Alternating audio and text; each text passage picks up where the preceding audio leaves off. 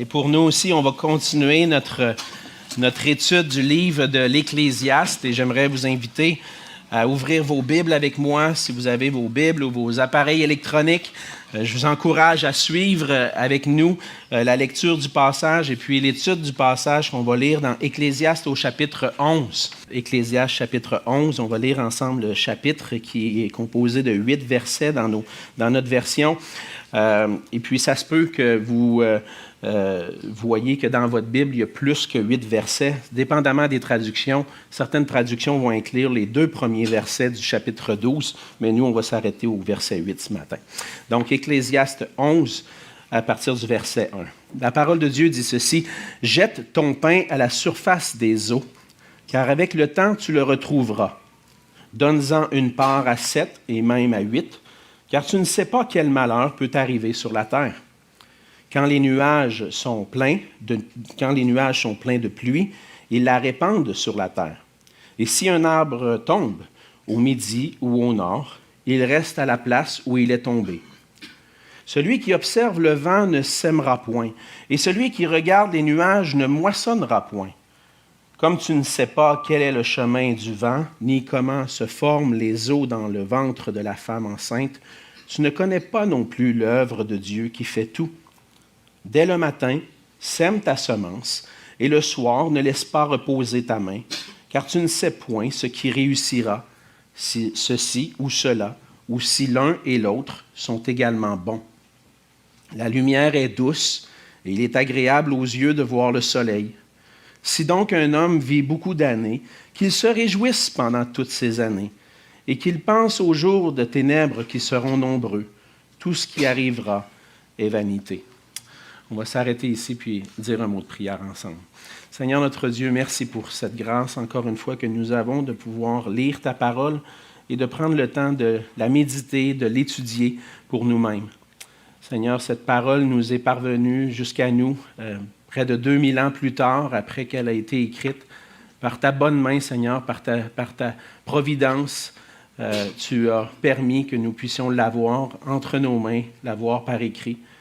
Lorsqu'on pense à l'histoire de l'Église, Seigneur, on voit que pendant plusieurs siècles, plusieurs n'ont pas eu cette opportunité que nous avons d'avoir la Bible entre nos mains parce que c'était seulement en recopiant les écrits à la main qu'on pouvait avoir une copie. Mais nous, après toutes ces années, on a facilement ta parole entre nos mains en papier, en format électronique. Et tout ça nous est venu de toi, Seigneur, et on veut le reconnaître. Merci pour ta parole et on te prie, Seigneur, que cette parole puisse faire son œuvre dans nos cœurs. Aide-nous à la saisir, à la comprendre, qu'on puisse l'appliquer à nos cœurs pour que nous aussi, nous puissions marcher dans l'obéissance à ta parole. Et c'est notre désir, Seigneur, pour ta plus grande gloire, au nom de Jésus. Amen. Amen. C'est une expression que j'utilise souvent ou qu'on peut, même peut-être certains d'entre vous l'utiliser souvent, que ce soit dans votre vie personnelle ou dans la vie de famille ou même parfois dans le ministère, dans notre travail. C'est l'expression qui dit « on verra ». J'ai souvent entendu mes parents dire « on verra ». Parce que, puis je l'ai souvent dit à mes propres enfants, « on verra ». Pourquoi? Parce que bien souvent, les enfants, puis quand j'étais enfant, c'était la même chose, on aime savoir d'avance qu'est-ce qui va se passer dans la journée. Et puis bien souvent, lorsqu'il arrive des journées de congé, qu'est-ce qu'on va faire aujourd'hui, papa? On verra. Puis on dit on verra parce qu'on s'est rendu compte souvent qu'on planifie nos journées, on fait des plans, puis on se rend compte que finalement, ces plans-là ne peuvent pas se réaliser parce qu'il arrive un imprévu. Quelque chose qu'on n'avait pas prévu vient bousiller nos plans. Et puis, on sait très bien que lorsqu'on dit quelque chose à un enfant, il le prend comme la vérité qu'on ne peut pas passer à côté. Si je dis « on va aller s'amuser à la ronde plus tard cet après-midi », c'est imprégné dans sa tête et c'est ça qu'on va faire, qu'importe ce qui arrive. Il peut y avoir des tornades puis un ouragan, il faut aller à la ronde. Et puis, on a appris à dire non. Demandez-nous pas ce qu'on va faire après-midi ou ce qu'on va faire demain, on verra. Et puis bien souvent, même dans le ministère, c'est comme ça. On marche souvent puis c'est ça la réalité de notre vie, on marche dans l'inconnu. On ne sait pas qu'est-ce qui va arriver demain. Et même si on voudrait qu'il en soit autrement, parce qu'on aimerait donc ça, savoir d'avance qu'est-ce qui va se passer. On aimerait ça savoir qu'est-ce qui va arriver demain, puis surtout les malheurs qui peuvent nous arriver. On peut-tu le savoir d'avance, qu'on puisse se préparer d'avance? Et on ne peut pas le savoir. C'est une réalité avec laquelle on doit apprendre à vivre, même si on aimerait être préparé à l'avance. On ne sait pas ce qui va arriver demain. Puis le fait de ne pas savoir ce qui va arriver demain devrait nous amener à vivre avec prudence, en pensant que n'importe quoi peut arriver. S'il y a deux domaines dans lesquels nous devons user de sagesse, puisqu'on ne sait pas ce qui va arriver, c'est celui de la gestion de nos ressources et dans notre travail. Le fait de ne pas savoir si un malheur va arriver demain, le fait de ne pas savoir ce qui va m'arriver, devrait nous pousser à porter une attention particulière à la façon dont on gère nos ressources, particulièrement nos ressources financières. Mais le problème avec nous, c'est que bien souvent, on gère nos ressources, notre temps, comme si on savait déjà à l'avance que tout allait bien aller. Et puis, on pense que ce qu'on a prévu va arriver. Mais dans le passage de ce matin, on lit à nouveau ensemble la sagesse de Salomon à l'égard de la vie sur la terre, de la vie sous le soleil. Après avoir observé pendant plusieurs années, on croit que Salomon a écrit ce livre vers la fin de sa vie. Après avoir observé la vie sur la terre, Salomon est en mesure d'exprimer des observations générales de ce qui se passe dans la vie sur la terre. Puis il est en mesure aussi d'exprimer des conseils de sagesse à l'égard de la vie dans ce monde. Et dans les dernières semaines, on a vu ensemble une réalité importante de la vie sur la terre, et c'est cette réalité qu'on ne peut pas savoir ce qui va arriver. On ne sait pas qu'est-ce qui est devant nous. Et ça s'appliquait particulièrement, on l'a vu dans certains passages, à des gens qui travaillaient près des autorités, peut-être des conseillers, et puis qui devaient user de sagesse, ne sachant pas qu'est-ce qui va arriver. Mais c'est aussi bon pour nous, puisqu'on a besoin de trouver cette sagesse-là dans notre vie sur la terre. Et puis, même si on ne sait pas ce qui va arriver demain, on a vu ensemble que la sagesse est de loin supérieure à la folie. Et on a besoin de poursuivre cette sagesse-là, particulièrement la sagesse qui vient de Dieu. Et c'est ce qu'on fait ensemble ce matin. On veut poursuivre cette sagesse qui vient de craindre Dieu, de connaître Dieu, puis qui transforme notre vie ici-bas. Et ce matin, on va voir ensemble que puisqu'on nous ne savons pas ce qui arrivera, nous devons user de sagesse dans notre gestion financière et dans notre travail. Salomon donne des conseils parce qu'il veut donner ses conseils pour que les gens puissent avoir le plus de chances possible de réussir. Ne sachant pas ce qui arrivera demain, on peut quand même, avec l'information, les observations, réunir des conseils de sagesse et être prudent pour éviter des malheurs.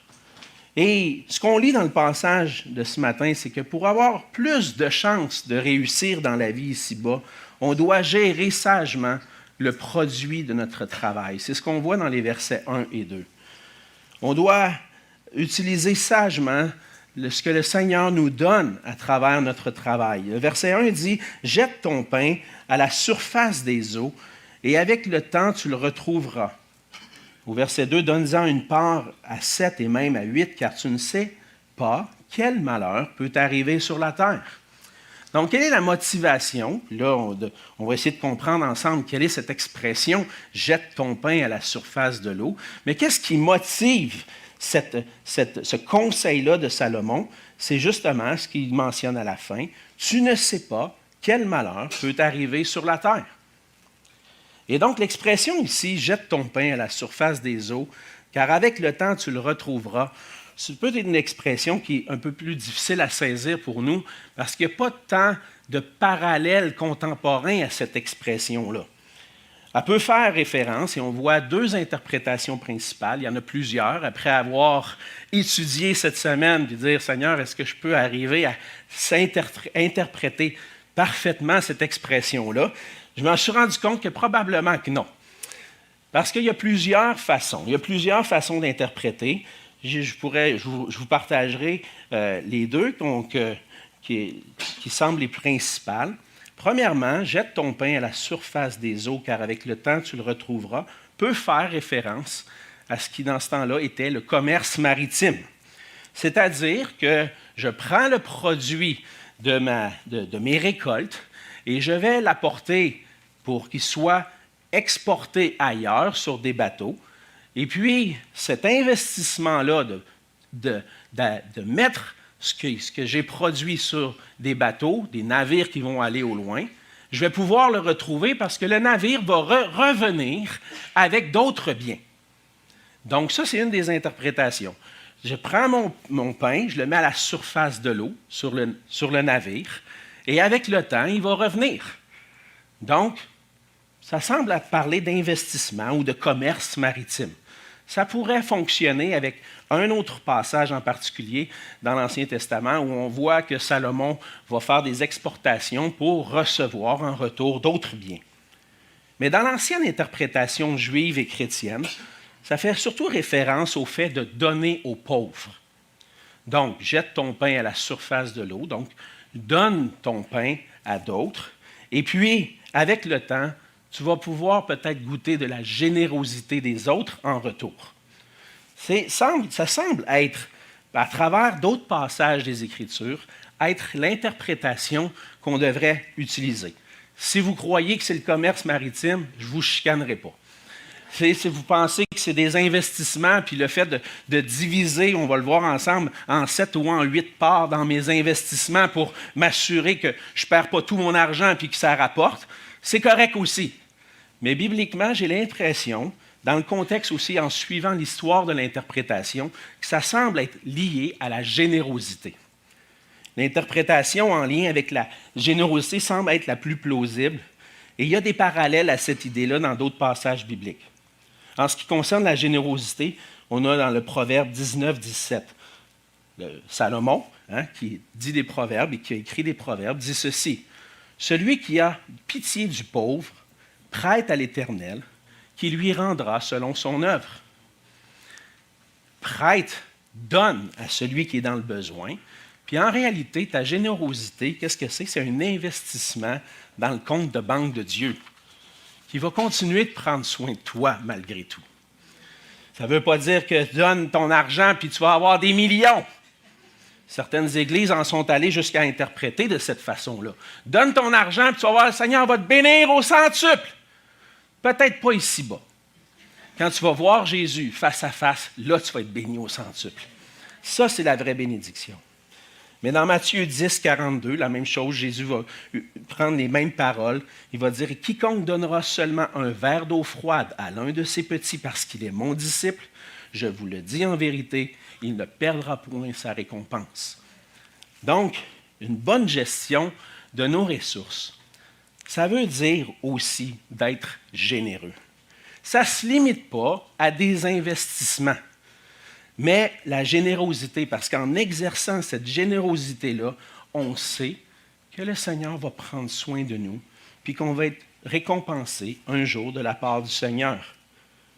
Et donc, on a besoin d'être vigilant en étant généreux envers plusieurs. C'est pour ça qu'au verset 2, Salomon va dire « Donne-en une part à 7 et même à 8. » Car tu ne sais pas quel malheur peut arriver sur la terre. Et là, quel est le lien entre la générosité et le fait de ne pas savoir ce qui va arriver demain? Bien, si on voit la générosité comme un certain investissement, on peut comprendre ici que si je suis généreux envers d'autres, envers plusieurs, bien, quand moi, il va arriver des situations peut-être difficiles, je vais m'être fait des amis en quelque sorte. Et puis, il y a une sagesse dans ça. Hey, lui, il m'a aidé quand j'étais dans des mauvaises conditions. Je vivais une passe difficile financièrement, puis il m'a aidé. Ah là, lui, il passe un moment difficile, puis là, moi, je suis dans une bonne situation, je vais aller l'aider. Vous voyez, c'est simplement un principe de sagesse. On prend soin les uns des autres. Le Seigneur me donne plus, je suis généreux. Puis peut-être qu'avec le temps, ça va être l'inverse qui va se passer. Et puis, il peut avoir cette générosité-là envers moi. Mais en d'autres mots, le fait de multiplier fait en sorte que, peut-être que s'il arrive de quoi, d'autres seront touchés par ma générosité que j'ai pratiquée. Et puis, moi aussi, à mon tour, je vais être témoin de leur générosité. Mais c'est un peu ce que Salomon est en train de dire. Tu ne sais pas ce qui va arriver plus tard. Tu as peut-être un bon montant d'argent. Profites-en pour être généreux maintenant. Parce que tu ne sais pas quand est-ce que tu pourrais avoir besoin de d'autres personnes qui vont t'aider. Et dans sa sagesse, Salomon nous montre que, humainement parlant, tu as plus de chances de réussir si tu es généreux en manifestant l'amour envers d'autres. Inévitablement, on le sait, quelqu'un nous aide, on a envie de l'aider en retour. Et donc, c'est un principe de sagesse dans ce monde, que si je démontre de l'amour envers quelqu'un, si je démontre une générosité envers quelqu'un, ou si quelqu'un le montre envers moi, je vais avoir tendance à vouloir lui montrer de l'amour, de la générosité en retour.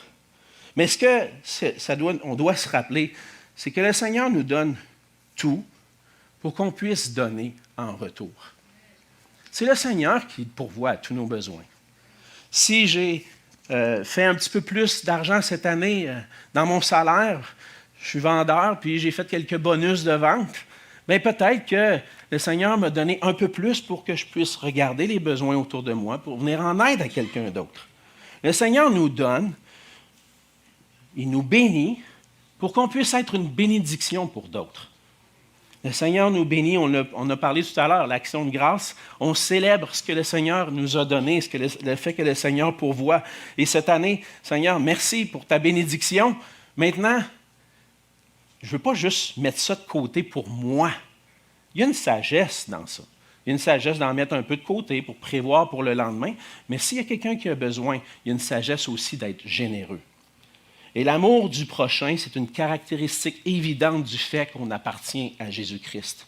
Alors, si tu es un chrétien et que le Seigneur te donne la capacité d'aider d'autres, en fait, tu es en train de manifester ton amour pour le Seigneur, ton obéissance au Seigneur en étant généreux.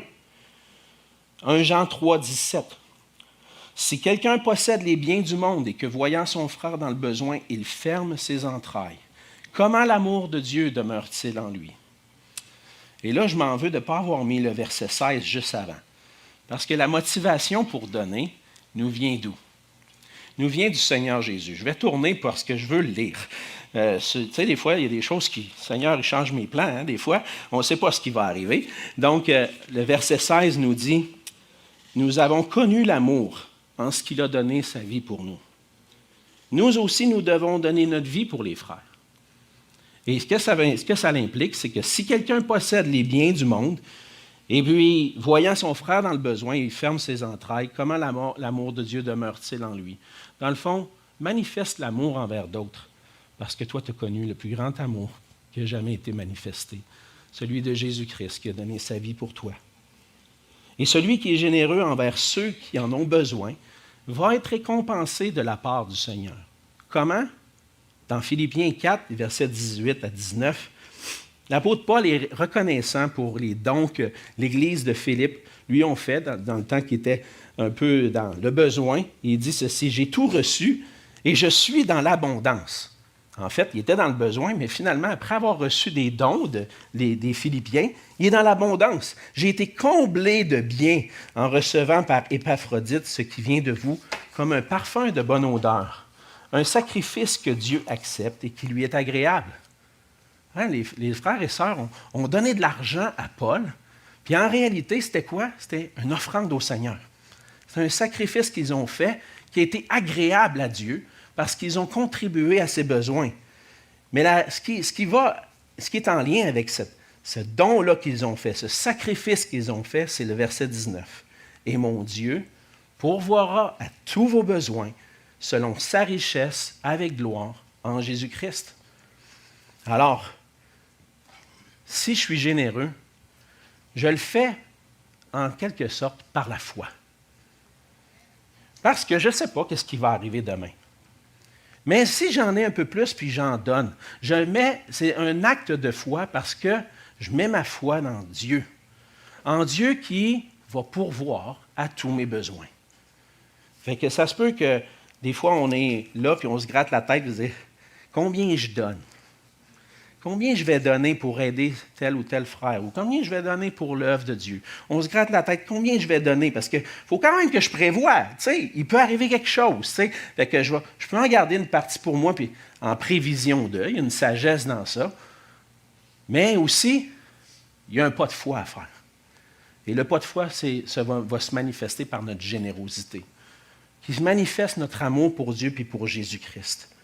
Et ce que je pense que Salomon est en train d'enseigner ici, c'est que si tu veux avoir les chances de réussir dans la vie, il y a une sagesse à en donner, à être généreux, parce que ça peut ouvrir la porte à ce que d'autres soient généreux envers toi éventuellement, mais surtout, ça ouvre la porte à manifester ta foi en Dieu qui va répondre à tous tes besoins. Deuxièmement, on voit dans le passage qu'il ne faut pas attendre les conditions parfaites pour travailler. Donc, il y a de la sagesse à être généreux, mais il y a de la sagesse aussi à être au travail. Dans les versets 3, on voit « Quand les nuages sont pleins de pluie, ils la répandent sur la terre, et si un arbre tombe au midi ou au nord, il reste à sa place. » Et là, au verset 4, « Si celui qui observe le vent ne sèmera point, et celui qui regarde les nuages ne moissonnera point. Comme tu ne sais pas quel est le chemin du vent, ni comment se forment les eaux dans le ventre de la femme enceinte, tu ne connais pas non plus l'œuvre de Dieu qui fait tout. » Et donc, on ne peut pas savoir. Et donc, il y a un lien entre, je pense, la fin du verset 2, le fait de « tu ne sais pas quel malheur peut arriver sur la terre », et puis la suite qui dit « quand les nuages sont pleins de pluie, ils la répandent sur la terre ». Et donc, on ne peut pas tout prévoir. On ne peut pas savoir exactement ce qui va arriver. Mais il y a des choses qu'on sait, par exemple. Une chose qu'on sait, c'est que quand les nuages sont pleins, qu'est-ce qui arrive? Il va pleuvoir. Par l'observation du monde autour de nous, on est capable d'être pas mal certain de certaines choses. Où est-ce qu'il va pleuvoir? Ah, ça, je ne sais pas. Combien de pluie va tomber? Je ne sais pas. Mais si j'observe des gros nuages gris, ben j'ai un bon doute qu'à quelque part, il va pleuvoir aujourd'hui. Et des fois, je peux voir les éclairs, puis je peux voir le vent. Donc, il y a des choses qu'on ne sait pas tout en détail, mais il y a des choses qu'on peut prévoir. Et donc, ce qu'on voit ici dans le passage, c'est qu'on ne sait pas quand les nuages vont être pleins, mais on sait que s'ils sont, il va pleuvoir. Et la même chose avec l'arbre qui tombe. On sait que si un arbre tombe, on ne sait pas dans quelle direction il va tomber, mais il y a des bonnes chances qu'une fois qu'il est tombé, il va rester là, si personne ne vient l'enlever, évidemment. Je me promène souvent en forêt, ou des fois, quand on fait des randonnées, on voit un arbre qui a tombé. Puis on va dire, bien, il va rester là. Hein, il va pourrir là, puis il n'y a rien qui va bouger. Ça, c'est une chose qu'on sait, c'est certain. Un arbre qui tombe, s'il n'y a personne qui vient bouger de là, il reste là. Mais on ne sait pas quand il va tomber, de quel bord. Donc, je pense que les expressions ici communiquent le fait de choses qu'on sait, mais qu'on ne sait pas en même temps. Il y a toujours de l'incertitude. Mais le fait est qu'il y a une certaine sagesse. Tu acquiers une sagesse en observant les choses. Tu sais qu'il y a des choses qui vont arriver. Les nuages sont pleins, il va pleuvoir. Il y a un arbre qui tombe, il va rester là. Et on vit dans un sens, dans un monde qu'on ne peut pas prévoir tout avec exactitude, mais qu'on peut user de sagesse. On vit dans un monde déchu, on ne sait pas ce qui est devant nous, mais aussi on vit dans un monde qui est stable, parce que Dieu dirige toutes choses, puis il y a un ordre dans la création. Et c'est ça qui fait en sorte qu'on peut acquérir une certaine sagesse dans le monde qu'on vit. On vit dans un monde stable. Vous allez dire, ouais, mais la stabilité, pas toujours. Non, mais le soleil se lève, le soleil se couche. Ça va arriver demain, après-demain. Ça fait des siècles que ça dure comme ça. Le soleil se lève, le soleil se couche. On est dans un monde stable. Mais ce que Salomon veut dire, c'est que les conditions, dans le fond, les malheurs qui sont possibles, ce n'est pas un prétexte pour ne pas se mettre au travail. Il va dire, celui qui observe le vent ne sèmera point, et celui qui regarde les nuages ne moissonnera point. Et donc, souvent, certains vont donner des raisons. Moi, je ne pense pas que je vais sortir cultiver mon champ aujourd'hui. Je regarde ça, là, puis pour moi, ils vantent un peu trop. Puis là, le lendemain, ils vantent encore aujourd'hui. Pas sûr que c'est le bon temps de sortir travailler. Il va dire aussi, dans un sens, tu ne sais pas par quel chemin le vent va se diriger. Il va dire, tu ne sais pas non plus, tu sais, quand est-ce qu'il va pleuvoir. Et là, je regarde les nuages, je dis, ouais, pour moi, il va pleuvoir. Je n'irai pas travailler. Et c'est ça, la réalité. C'est que souvent, le paresseux, en quelque sorte, va toujours se trouver une bonne raison pour ne pas travailler. Et puis, ça m'arrive d'être paresseux des fois. Puis de me lever le matin et de dire, pas sûr. Aujourd'hui, non. Non, il y a d'autres choses à faire. Je vais faire ci, je vais faire ça. Mais des fois, se mettre au travail, des fois, ça prend un petit coup de pied dans le derrière. Puis souvent, si on s'arrête, puis on dit, ouais, on va analyser les choses, puis on va attendre que les conditions soient parfaites pour pouvoir se mettre au travail, mais on ne travaillera jamais. Ça veut dire aussi, dans un sens, qu'il ne faut pas être naïf. C'est sûr que je n'aurais pas conseillé aux Floridiens d'aller cueillir leurs oranges cette semaine. C'est sûr que si c'est un ouragan, on s'entend, là. Tu ne vas pas sortir travailler. Mais si tu attends la condition parfaite, tu ne feras jamais rien. Parce que les conditions parfaites ne sont jamais réunies. Et dans un sens, ça veut dire, c'est agis avec sagesse. Si le temps le permet, sors travailler. Et si les conditions le permettent, même s'ils sont imparfaites, tu aimerais mieux que ce soit autrement, mais va travailler. Et c'est le verset 4 et 5 qui démontrent cette idée-là. Le verset 5 dit, tu ne sais pas qu'est-ce qui va arriver, tu ne sais pas non plus qu'est-ce que Dieu va faire, mais au verset 6, il y a cet enseignement-là. Malgré le fait que tu ne sais pas tout ce qui va arriver, il y a une sagesse. Dès le matin, sème ta semence. Et le soir, ne laisse pas reposer ta main. Car tu ne sais point ce qui réussira. Ceci ou cela, ou si l'un ou l'autre, sont également bons. Fait que dans un sens, si le temps le permet, sors dehors, va semer, va travailler, puis sème en masse. Parce que tu ne sais pas, dans un sens, travaille, parce que tu ne sais pas s'il n'y a pas une de tes entreprises qui va porter fruit puis qui va pouvoir subvenir à tes besoins. C'est mieux de travailler que de rester chez vous. C'est ça, c'est ça qu'on voit. Puis attends pas que les conditions soient parfaites avant de te mettre à l'ouvrage. Et puis, c'est ce que le verset 6 souligne. Si tu veux récolter, il faut semer. Il y a un temps pour semer. Sème. Si tu veux récolter, il y a un temps pour récolter.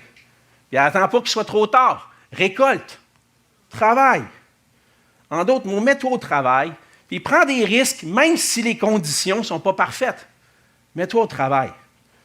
Ça va arriver parfois de travailler. Notre travail va être dans des conditions puis des temps difficiles.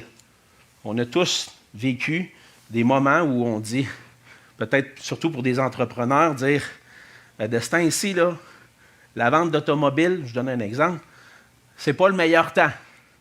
Je vais rester chez nous. Je vais rester chez nous, je n'irai pas vendre des autos. Ce n'est pas le bon temps de vendre des autos de ce temps-ci. Mais c'est sûr que tu n'en vendras pas. Si tu restes chez vous, tu n'en vendras pas. Ou si tu es un enseignant, tu dis, les enfants sont turbulents de nos jours, ils n'écoutent pas en classe, ce n'est pas le bon temps. Je vais attendre que ça passe, puis je vais retourner en classe enseigner après. Oh boy, je pense que ça va attendre longtemps. Il n'y aura jamais les conditions idéales pour enseigner à des enfants. Au contraire, justement, ils ont besoin d'être enseignés. Ils ont besoin d'être éduqués. C'est le travail des parents, mais certainement les enseignants, les enseignantes ont leur rôle à jouer un peu dans tout ça. Mais si tu attends les conditions parfaites, tu ne vas pas travailler. Donc, même si des fois, ce n'est pas facile, vas-y, travaille. Puis on doit travailler parce que Dieu, c'est ce qu'on lit à la fin, au verset 7, tu ne connais point non plus l'œuvre de Dieu qui fait tout. Au final, c'est Dieu qui est au contrôle de tout. Et si tu sors travailler, peut-être que dans ton esprit, tu te dis, ça ne donne rien, ce n'est pas le bon temps pour travailler du tout, économiquement, ce n'est pas le bon moment pour vendre des voitures, ou ce n'est pas le bon temps pour aller enseigner, ce n'est pas le bon temps pour aller travailler. Tu ne sais pas. Dieu est au contrôle. Ça peut être le bon moment pour toi. Il y en a des fois que peut-être ce n'était pas le bon moment, mais ils ont réussi à trouver, même dans ce marché-là, une manière de faire leur chemin, puis de réussir, même dans les moments difficiles. Donc, Dieu, tu ne sais pas qu'est-ce qu'il va faire. Il peut peut-être bénir ton entreprise, même si ce n'est pas le bon temps. Alors, va travailler. Parce que la paresse nous mènera nulle part. Si tu travailles, tu fais confiance à Dieu.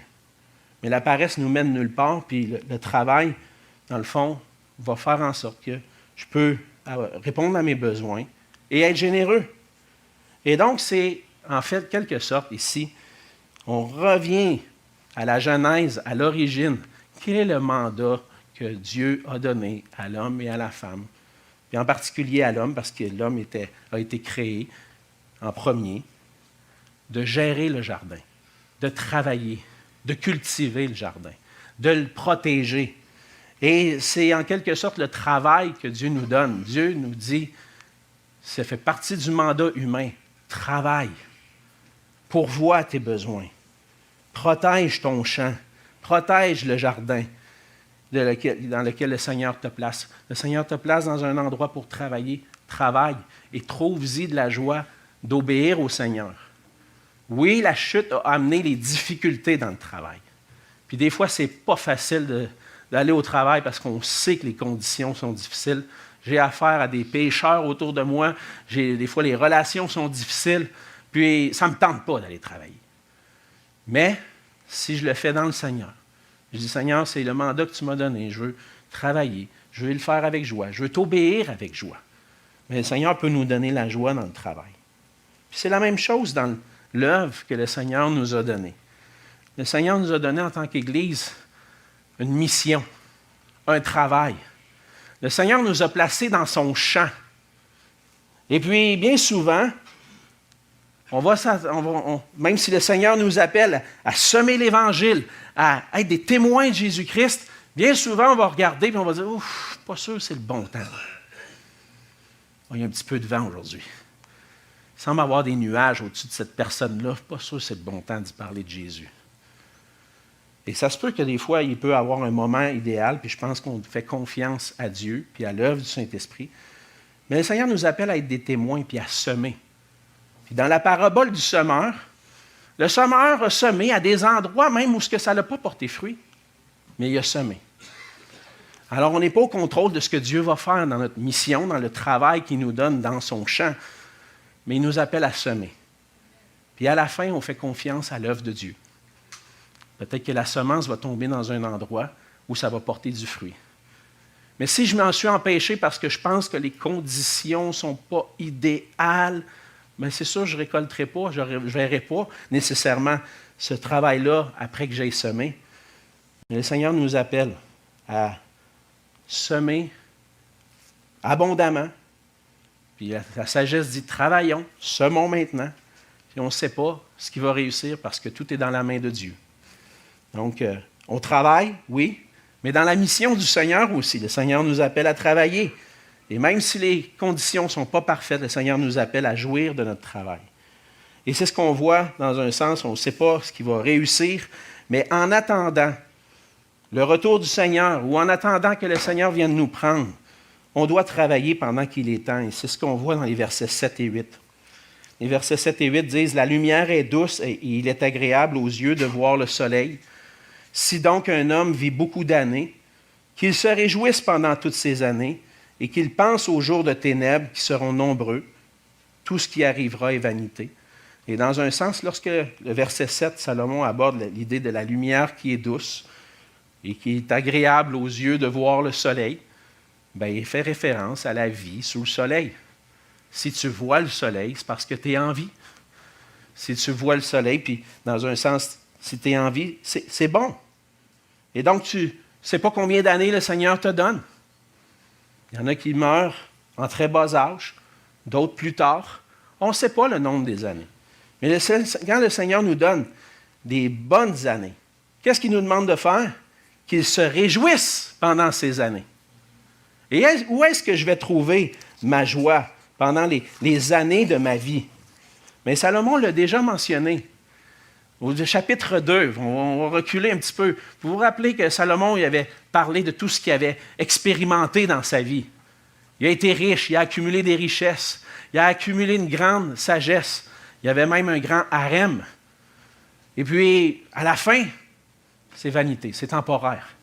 Mais où est-ce qu'il avait trouvé la joie? Il dit au verset 10 du chapitre 2, « Car mon cœur prenait plaisir à tout mon travail, et c'est la part qui m'en est revenue. » Et donc, je pense que la joie qu'on peut trouver pendant les années de notre vie, c'est à travailler pour Dieu, à travailler pour la gloire de Dieu. Et lorsqu'on travaille, on peut jouir de la vie en travaillant. Mais, Salomon, il dit, profites-en maintenant, parce que tu ne sais pas, mais tu sais qu'il y a des jours ténébreux qui vont venir. Et ici, on pourrait interpréter aussi de deux façons. On pourrait dire que les jours ténébreux font référence à la mort. Et à un moment de la mort, il n'y a plus de privilège de vivre puis de trouver la joie dans la vie. Il peut faire référence aussi aux difficultés qui vont arriver souvent pour des personnes en fin de vie ou des personnes qui vieillissent. Avec le temps, les jours ne seront pas aussi beaux. Puis peut-être que tu n'auras pas l'occasion de jouir de la vie autant qu'avant. Je connais des gens qui sont affectés par la maladie, puis leur temps est consacré à combattre la maladie. Et donc, ça, c'est leur façon de vivre maintenant. Mais avant, ils ont déjà été plus en forme, puis ils ont pu jouir de la vie. Alors, qu'est-ce que Salomon veut dire ici? J'ai l'impression, de mon côté, que ça semble parler justement du fait qu'un jour, la vie va terminer. Mais ça peut vouloir dire aussi que les jours sombres vont venir. Alors, profites-en. Et ça va faire un lien avec le début du chapitre 12, où Salomon va donner des instructions au jeune homme. Réjouis-toi dans ta jeunesse. Donc, profite de ta jeunesse pour réjouir dans ton cœur, pour profiter de la vie à travers le travail. Et puis, on va voir ça ensemble la semaine prochaine. Mais ce qu'on doit retenir ensemble, c'est qu'on doit trouver notre joie à faire la volonté de Dieu pendant qu'il est temps. Pendant qu'on est encore sur la terre, notre joie est de faire ce que Dieu nous demande. Et si pour toi d'aller travailler, c'est difficile, parce que la société nous dit, puis à nous, on voit ça sur les réseaux sociaux, TGIF. C'est quoi ça veut dire, TGIF? Merci Seigneur, c'est vendredi. Thank God it's Friday. Et ça nous roule dans la tête. J'ai-tu hâte à vendredi? J'ai-tu hâte à la fin de semaine? Bon, il y en a beaucoup ici qui travaillent les fins de semaine, mais en général, le vendredi, c'est la fin de semaine. Et le lundi, c'est difficile. C'est ce qu'on nous chante dans nos oreilles. Le lundi, c'est plate, puis le vendredi, c'est le fun. Mais pourquoi pas changer notre perspective? Dans le plan, dans la perspective que Dieu a. Dieu veut qu'on se réjouisse dans notre travail. Il veut que tu dises le lundi, il y a un temps pour travailler, Seigneur, je m'en vais travailler. Et je vais le faire pour ta gloire. Il y a un temps pour se reposer le vendredi puis la fin de semaine, puis Seigneur, merci pour le temps pour se reposer. Mais il y a un temps pour chaque chose. Réjouis-toi du lundi, puis réjouis-toi du vendredi. Parce que le Seigneur veut qu'on fasse sa volonté, puis c'est bon de se reposer, mais c'est bon de travailler aussi. Et dans le monde déchu dans lequel on vit, tout est vanité, ou on pourrait dire tout est temporaire, tout est éphémère, il n'y a rien de certain. On doit user de sagesse dans la façon dont on gère nos finances et dans notre travail. On a vu ensemble qu'on veut gérer sagement le produit de notre travail, mais gérer sagement veut aussi dire d'être généreux. On veut se mettre au travail sans attendre que les conditions soient parfaites. Puis on veut travailler pendant le temps que Dieu nous donne de pouvoir le faire. Et ne pas savoir ce qui arrivera, en réalité, c'est le moment pour nous de vivre par la foi. Si on savait tout d'avance, on s'appuierait sur notre connaissance du futur. Mais le fait de ne pas savoir qu'est-ce qui va arriver, qu'est-ce que ça va faire? Je vais faire confiance au Seigneur, parce que lui a tout dans sa main. Lui, il sait ce qui va arriver. Et ma foi, ma pleine confiance en Dieu va me conduire à l'obéissance, c'est-à-dire d'être généreux, puis de travailler. Et je vais lui faire confiance pour mon avenir. Et bien souvent, notre manque de générosité ou notre paresse, ce n'est pas dû à la prudence, mais à un manque de foi en Dieu. Et on doit user de sagesse puis faire preuve de foi et d'obéissance. Et peut-être que le Seigneur t'appelle à faire un pas de foi ce matin, un pas d'obéissance. Quel est ce pas d'obéissance que le Seigneur t'appelle à faire? Peut-être que pour toi, c'est un premier pas de foi que le Seigneur t'appelle. De venir à Jésus-Christ. Comme tu as entendu dans les chants ce matin, ce qu'il a fait pour nous à la croix, c'est de payer la dette de nos péchés. Puis par le pardon des péchés qu'on a en lui, on a la vie éternelle, on est réconcilié avec Dieu. On peut vivre maintenant dans la crainte de Dieu. Si tu n'as pas fait ce pas-là, c'est le premier pas à faire. Viens à Christ, reçois son pardon, puis vis selon le plan de Dieu. Mais si tu as placé ta foi en Jésus-Christ pour ton salut, peut-être que pour toi, le pas d'obéissance, c'est de travailler. De dire non, moi je vais arrêter de me laisser aller à la paresse. Je vais me mettre au travail, tout en faisant confiance au Seigneur que ce travail-là va porter du fruit pour mon bien, pour répondre à mes besoins. Et peut-être que si tu as un travail et que tu réussis bien, peut-être que le pas de foi ce matin, le pas d'obéissance, c'est d'exprimer ta générosité envers quelqu'un. À voir quelqu'un dans le besoin et dire, je vais répondre à son besoin, je vais aller l'aider. Mais à travers tout, le Seigneur nous appelle à la foi, le Seigneur nous appelle à l'obéissance et à user de sagesse pendant qu'il est encore temps. Alors, frères et sœurs, si on veut briller pour la gloire de Dieu, faisons confiance au Seigneur en étant sages, généreux et travaillants. Prions. Seigneur notre Dieu, on veut te dire merci pour ta parole qui nous enseigne. Merci parce que par elle, Seigneur, tu nous montres quelle est ta volonté pour nous. Et c'est ce que nous voulons faire, Seigneur, pendant le temps que nous avons sur la terre. Te craindre, nous tourner vers toi et vivre dans ta volonté. Seigneur, merci pour cette parole qui nous rappelle que toi seul, tu prends soin de nous, Seigneur. C'est toi qui prends soin de tous nos besoins. Mais tu veux nous appeler aussi à te ressembler de plus en plus, Seigneur Jésus. Et comme toi, tu as été généreux envers nous, en venant sur la terre et en donnant ta vie pour nous, tu es allé jusqu'à mourir sur la croix pour nos péchés, Seigneur. Tu as été tellement gracieux, rempli d'amour, généreux envers nous. Mais tu nous appelles, nous aussi, à donner notre vie pour nos frères et être généreux envers tous, puis prendre soin de ceux que tu places autour de nous. Et tu nous appelles, Seigneur, à travailler pour toi, à vivre pour ta gloire. Et Seigneur, on te demande de faire de nous des enfants obéissants à ta parole et qu'on puisse la mettre en pratique, qu'on puisse user de sagesse en étant généreux et en travaillant pour ta gloire. Et c'est en Jésus que je te prie. Amen. Amen.